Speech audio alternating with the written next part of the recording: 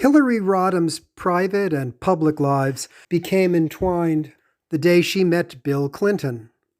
From then on, her political aspirations would forever be tied to her charismatic partner when it came to both his triumphs and his missteps. But even before she met Bill, Hillary had already learned to be stoic. In the recent Hulu documentary, Hillary, she reflected on her time in 1970s law school classrooms dominated by men.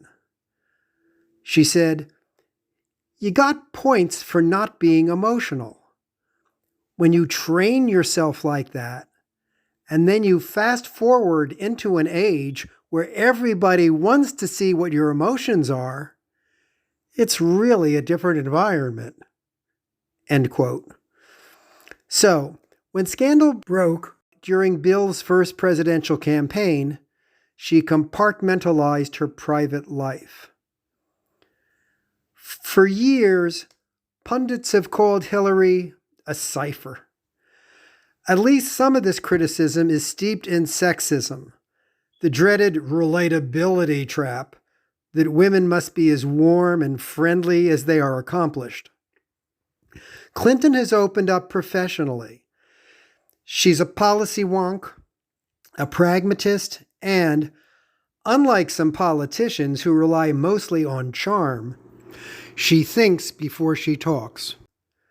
Supporters have interpreted those moments when the wheels spin in her head as thoughtfulness.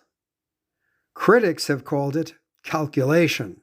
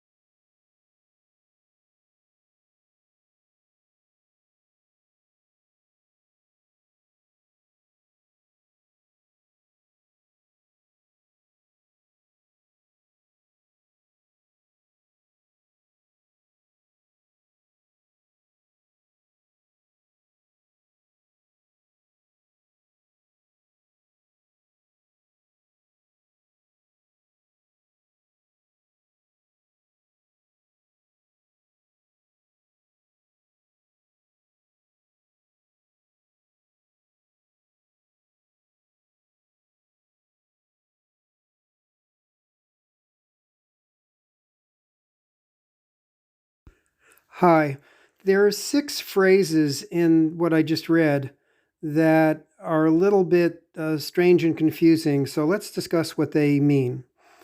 The first one is the word stoic. A person who is a stoic is somebody who is just puts up with a lot of bad stuff, doesn't care, just gets through it. It comes from an old Greek philosophy in Athens, Greece, many years ago, where the highest form of living is to be consumed with the idea of reason and beauty, and fate happens to everybody. Just get through it. Don't worry about your worldly problems. So that's what Stoic is, somebody who sort of gets through it, toughens themselves to get through these difficulties.